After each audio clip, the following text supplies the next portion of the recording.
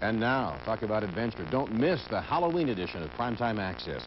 People say there's a ghost in this old Salt Lake church. You're seeing trick photography. They saw something else.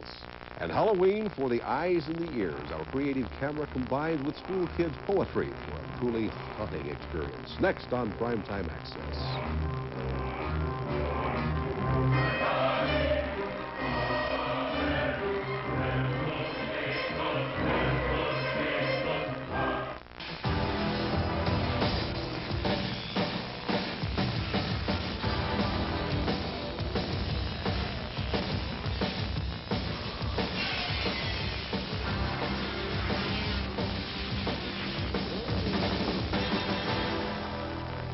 At Porsche, we don't let you buy a car unless we've test-driven it first.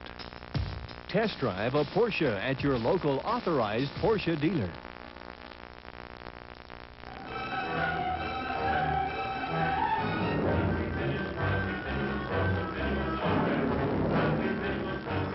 Good evening and welcome to the annual Halloween edition of Primetime Access. I'm Bruce Lindsay. Beyond that, all tonight may not be as it appears.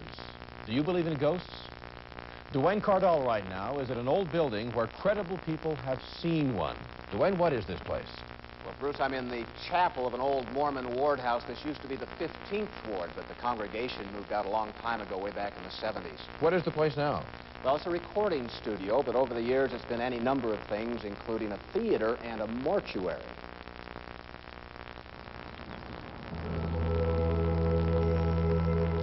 Like any old building, this turn-of-the-century church has plenty of nooks and crannies and strange sound. It's an eerie place, a spooky place, and in the eyes of some, a haunted place.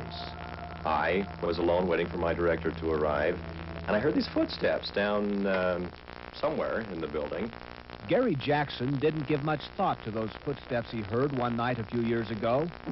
Then he heard them again. My heart started pounding.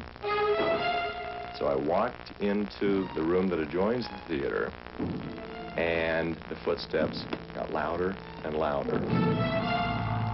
My heart was just pounding because I knew that it was someone in there. Hello? Can I help you? Stepped into the doorway and saw something. And the only way I can describe it is that it was like a shadow in the dark. It just kind of turned and looked my direction and then just floated up over the set and went up toward the balcony, just kind of hovered above the seats in the balcony and then went right up through the ceiling. It was like being able to see something and know what it is, but not really being able to see it. Gary Jackson is convinced he saw something extraordinary, even supernatural that night. Jane Luke is inclined to believe him. Late another night, as she and others rehearsed a play, they saw a lid mysteriously fly off a pot being used as a prop.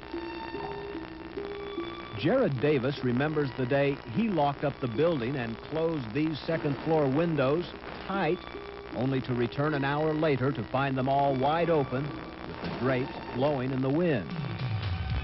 The stories persist of doors opening and closing mysteriously at will, of appliances turning on and off with no one around to do it, of apparitions appearing to a selected few. One eyewitness didn't want to appear on camera, but his friends who have heard his story shared what happened. It was during the afternoon. It was still daylight out. And we drove up to the building, and here's Brett outside smoking furiously. I said, "What are you doing out here?" He says, "I'm not going back in there." So he was cleaning the seat, and all of a sudden he felt something again. So he looked up into the far corner of the balcony, and there was a man. And he didn't say anything. He got up and disappeared toward the stairway, but there were never any stair steps coming down. There were wooden steps.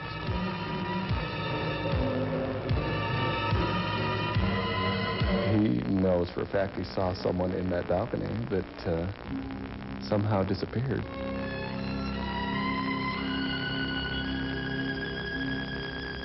All we had to do was clean up the building. Earlier this year, Heather Greenall and her husband Alan lived and worked in the church as caretakers. They experienced all kinds of mischievous manifestations. You'd be in there taking a shower, and then all of a sudden the hot handle would start to turn and it would just keep getting hotter and hotter. It would go all the way. You could just sit there and watch the handle turn on the hot water till it got too hot and you try and get out of the shower. But the night Heather remembers most is the night she sat typing in the front office. And I was just typing along and looked out the door, and just then a figure was walking by. A figure of a person, and yet it was hazy enough that you could almost see through him. There was almost just a feeling in me that just said, it's okay, it's no big deal. I'm here, you're here. Oh well.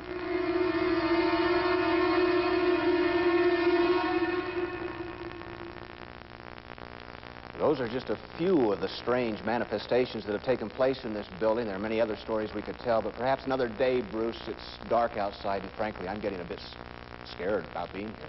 I don't blame you, Duane. Now, obviously, I hope it's obvious to the audience that we we staged some of those events, but these are the things the people say they really saw. Is that right? These are actual descriptions of what the people saw, and many more as well that we could tell.